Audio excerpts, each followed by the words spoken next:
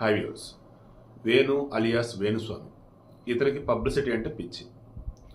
అవతల వాళ్ళు ఈయనని ఒక ఇంటర్వ్యూకి పిలిస్తే మరి వాళ్ళు ఇచ్చిన కంటెంట్ తగ్గట్టు ఇతను ప్రిపేర్ అయ్యి చెప్తాడో, లేదా మీరు ఏదైనా అడగండి నేను చెప్పాల్సి నేను చెప్తాను అనుకుంటాడో మనకు తెలియదు. కానీ మొత్తానికి ఇతనికంటూ కొన్ని గొర్రెలు ఫ్యాన్స్గా ఫామ్ అయ్యారు. నేను కరెక్ట్గా మాట్లాడతాను. కొన్ని గొర్రెలు ఫ్యాన్స్గా ఫామ్ అయ్యారు.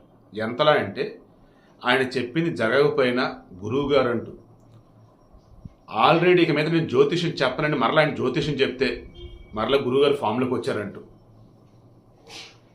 ఎందుకు ఈ రకంగా నేను మాట్లాడాల్సి వస్తుందంటే, గతంలో ఆయన టీడీపీ పార్టీకి సంబంధించి, లోకేష్కి సంబంధించి, చంద్రబాబుకి సంబంధించి వాళ్ళ జాతకాలు ఎలా ఉన్నాయి అంటూ 2024 ముందు ఆయన పెట్టిన కొన్ని వీడియోలు దిక్కుమలిన థంబ్నెయిల్స్ పెట్టి యూట్యూబ్ ఛానల్స్ అప్లోడ్ చేసినవి చూసి ఎంత కంపరం జుగుప్స కలిగిందంటే, ఇతన ఒకప్పుడు మనతో సన్నిహితంగా ఉన్నటువంటి ఆస్ట్రాలజర్, ఇతనితోన మనం ఒకప్పుడు స్టూడియోలో చర్చలు చేసాం, ఇతనక ఇప్పటికీ మనం రెస్పెక్ట్ ఇస్తూనే ఉన్నాం అని చాలా చాలా బాధపడ్డా. ఎస్, ఇప్పటికీ అతను కనిపించినప్పుడు చక్కగా మాట్లాడతాం అతను మాట్లాడితే.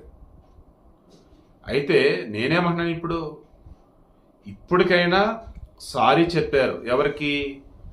తెలంగాణ రాష్ట్ర మహిళా కమిషన్ చైర్పర్సన్ నేరెళ్ల శారద గారు. ఏమని సారీ చెప్పారు? నేను ఇక జాతకాలు చెప్పనని చెప్పి మరలా నాగ చైతన్య శోభిత ఎంగేజ్మెంట్ జరిగాక జాతకం చెప్పాను కదా, అది ఫాలోఅప్ కాబట్టి చెప్పాను. గతంలో సమంత నాగ చైతన్య చెప్పాను కాబట్టి కంటిన్యూటీ ఉండాలి కాబట్టి చెప్పాను తప్ప వేరేది కాదు, క్షమించండి, ఇక మీద ఎప్పుడు ఇటువంటి తప్పు చేయను అని అన్నారు. అది కూడా ఎలాగా? హైకోర్టుకి వెళ్ళి నేను మహిళా కమిషన్ మీద అటెండ్ కానని చెప్తే, ముందు అటెండ్ అవ్వని చెప్తే, అప్పుడు మరలా మహిళా కమిషన్ నోటీసులు ఇస్తే అప్పుడు ఈ మనిషి అటెండ్ అయ్యాడు. నాకు తెలిసి మరలా వెంకటేశ్వర స్వామి మొమెంట్ లాంటిది ఏదో ఇచ్చినట్టుగా ఉన్నారు. మామూలుగా అటువంటి స్వీకరించకూడదు. మరి ఆమె స్వీకరించారా లేదా, తిరిగి ఆయనకి ఇచ్చారా మనకు తెలియదు. సరే, ఇప్పుడు విషయం ఏంటి మరి నేను చెప్పదలుచుకుంది? ఇప్పటికైనా ఇతను చక్కగా అతను నేర్చుకున్నది ఏదైతే ఉందో, అతనికి వచ్చినది ఏదైతే ఉందో, అతని దగ్గరకు వచ్చిన వారికి చెప్పి మంచిది ఏదైనా చేస్తే చేయండి, వాళ్ళ జీవితాలు బాగుపడితే బాగుపరచండి. అంతేగాని యూట్యూబ్ ఛానల్స్లో కొన్ని సెలెక్టెడ్ వాటికి వెళ్ళేసి వారు మీరు కలిసి నానా రకాల గాసిప్స్, నానా రకాలుగా ఏది పడితే అది క్రియేట్ చేసి జనాల మీదకి వదలకండి.